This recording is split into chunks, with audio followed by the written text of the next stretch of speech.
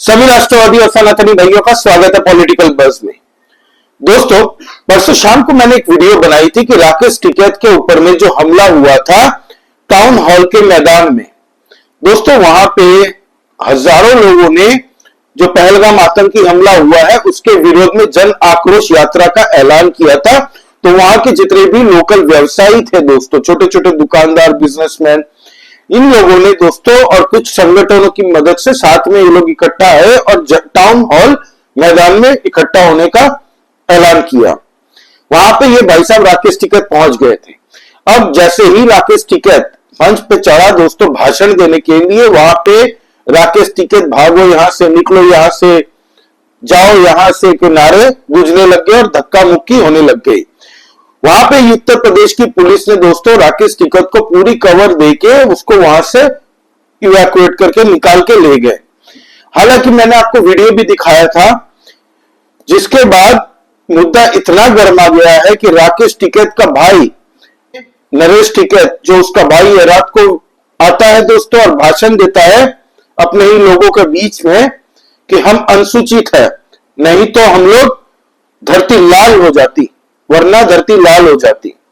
सोचिए आप, ये राकेश टिकैत और नरेश टिकैत दोनों भाई है। इन दोनों को किसानों का नेता खुद ही अपने आप को इन लोगों ने मान लिया है कि पूरे भारत के अंदर में जितने भी किसान हैं उनके नेता यही बनेंगे। अब हुआ क्या, मेन मुद्दा इन लोगों ने क्या उठाया कि पगड़ी उछाली गई। सोचिए आप, ये शब्द याद रखिए, पगड़ी उछाली गई। तो आप एक बार वो वीडियो देखिए जहां पे धक्का मुक्की भीड़ एक दूसरे को कर रही थी। राकेश टिकैत को पुलिस वहां से निकाल के गई, पगड़ी अपने आप गिरी है, किसी का हाथ नहीं लगा, किसी ने वो पगड़ी ऐसे धक्का मार के गिराई नहीं उसके सर से, अपने आप गिरी है। आप ये वीडियो देखिए, उसके बाद हम चर्चा को आगे बढ़ाते हैं दोस्तों।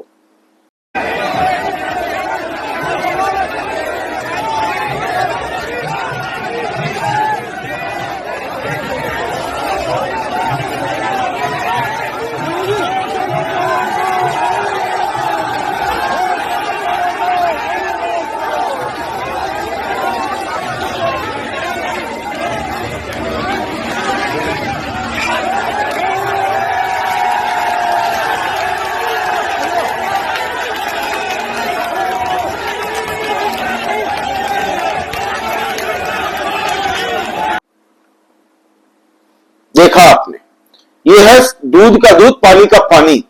अब ये लोग एक फॉल्स नैरेटिव बना के ये कह रहे हैं कि पगड़ी कैसे गिराई। हमें जिन लोगों ने दोस्तों हमला किया है राकेश टिकैत पे, उन पे एक्शन चाहिए।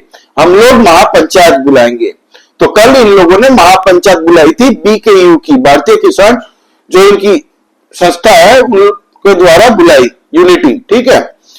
तो अब महापंचायत में दोस्तों कई पार्टियों के लोकल कैंडिडेट कार्यकर्ता भी घुस गए थे। ये सब प्लान था, सबका सब प्लान था भाई। जबरदस्ती टाउन हॉल में अगर कुछ लोगों ने जन आक्रोश यात्रा पहलगाम आतंकवादी हमले के बारे में अनाउंस किया है, तो जबरदस्ती पहुंचने का क्या जरूरत है इनको इसलिए पहुंचना वहां पे जरूरी था क्योंकि इनको राजनीतिक रोटी सेकनी थी। हालांकि 3-4 दिन 5 दिन पहले इन्होंने जो पहलगाम आतंकी जो हमला हुआ है उसको लेके जो बयान दिया था, लोगों के बीच में दोस्तों पूरे भारतवर्ष में गुस्सा है। आपको खाली इतना करना है, इनके एक्स प्लेटफॉर्म ट्विटर अकाउंट पे चले जाइए, इनके कोई भी पोस्ट खोल के आप देखिए, खाली इनके अपने पोस्ट करते हैं ये एक्स प्लेटफॉर्म पे, उसके नीचे जाके आप कमेंट पढ़िए। आपको पहले 10 कमेंट पढ़िए, 10 के 10 इनको गालियां दे रहे हैं। 20 कमेंट पढ़िए, 20 के 20 इनको गालियां दे रहे हैं। पूरे भारतवर्ष में इस लेवल तक का दोस्तों गुस्सा है इन दोनों भाइयों के खिलाफ, क्योंकि इनके जो भाई है नरेश टिकैत, इन्होंने भी कुछ कम नहीं है। इन्होंने कहा कि इंडस रिवर ट्रीटी जो नरेंद्र मोदी जी की सरकार ने बंद की है, पानी नहीं रोकना चाहिए। पाकिस्तान में भी किसान है, वो क्या करेंगे, हम भी यहाँ पे किसान है। तो एक तरीके से पाकिस्तान का हॉर्न बन के यहाँ पे बज रहे थे भारत के अंदर में कि नहीं रोकना चाहिए। सोचिए आप किसके एजेंडे पे ये खेल रहे हैं। तो दूसरा भाई कम नहीं है, पहलगाम आतंकी हमले में एक तरीके से क्लीन चिट देने की पूरी तैयारी में थे दोस्तों। नैरेटिव सेट चेंज करने की कोशिश की गई है कि ये जो आतंकी हमला हुआ है इससे राजनीतिक लाभ किसको पहुंचेगा। सोचिए आप, ये राकेश टिकैत बोल रहा था, आपको मैंने वीडियो सुनाया था दोस्तों, फिर भी आपको सुनना है तो सुन लिया आप पहले ये वीडियो। ये एक घटना घटी है, इससे लाभ किसको हो रहा है? कहां ढूंढते फिरोगे भाई? चोर तो आपके बीच में यही घूम रहा है। वो बॉर्डर पार पाकिस्तान में थोड़ा है कि जो भी ठाव पूरे देश की वो चले जाओ पाकिस्तान में। चोर तो आपके बीच में है। इस घटना से किसको लाभ हुआ है और किसको नुकसान हुआ है? क्या कोई कश्मीर के लोग अपने यहां पे घटना करके आबाद होंगे? इससे पहले भी 3 साल पहले कश्मीर के सेब रोका गया था और एक दिन में बहुत नुकसान उनको होता था। 22-22 दिन तक उनके ट्रक खड़े रहते थे। कश्मीर में जो श्रीनगर है वहां पे या तो फल सब्जी, उसका फ्रूट्स का व्यापार है, सेब का व्यापार है।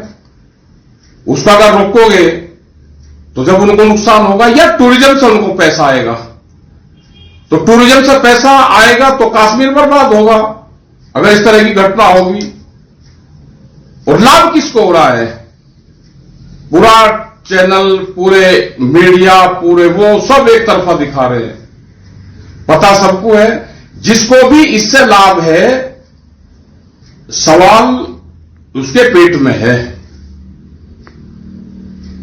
यही हमको बताना था कि जैसे पुलिस छानबीन करती है, भाई जो इसका लाभ ले रहा है उसको पकड़ लो। एक बार पकड़ लो, नहीं इस तरह की घटनाएं फिर होंगी।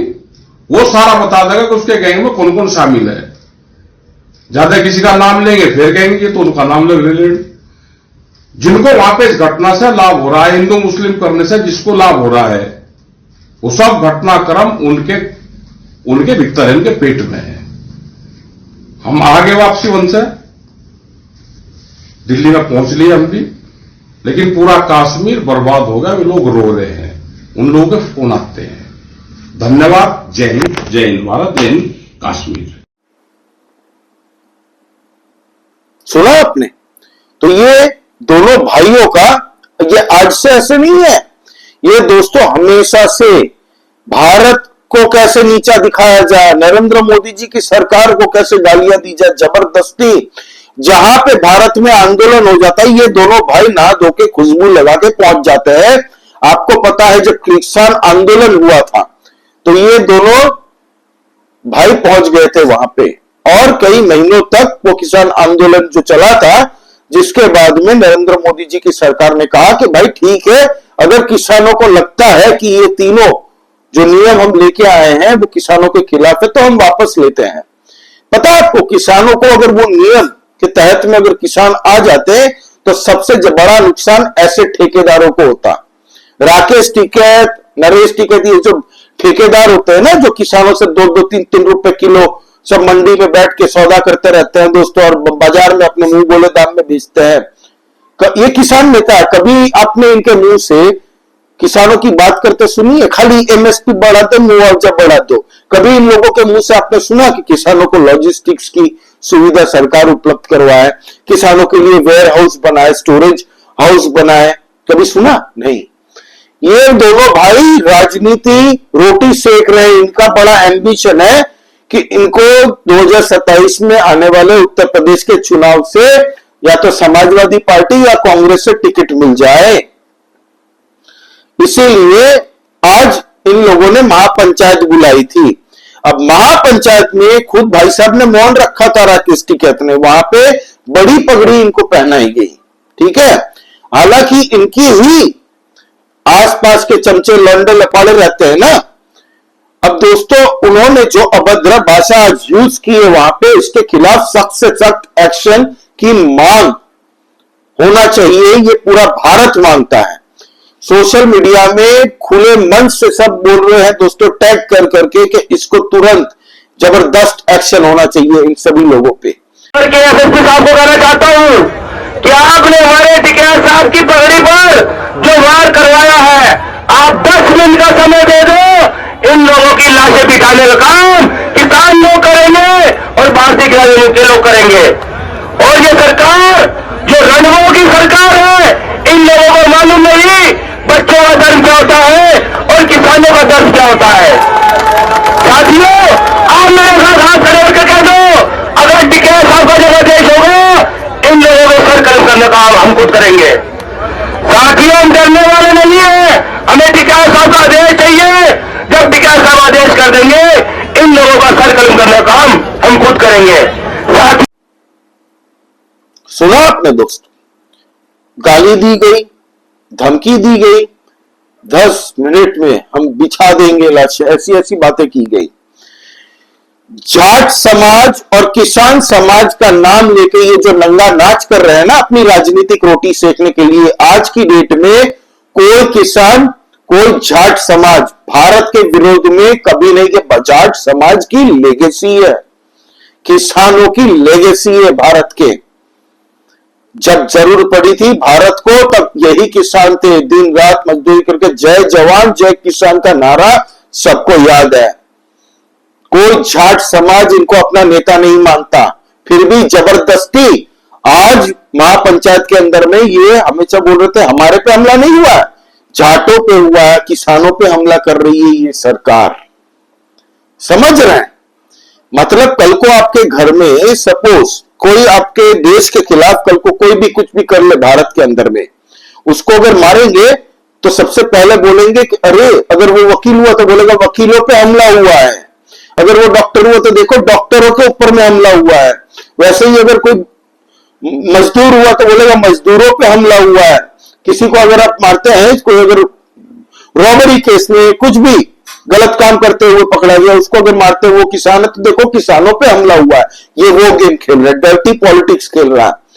आज इसके महापंचायत में समाजवादी पार्टी की नेता खड़ी थी वहां की लोकल, जिसका नाम है इकरा हसन, आपको पता है सांसद है समाजवादी पार्टी की।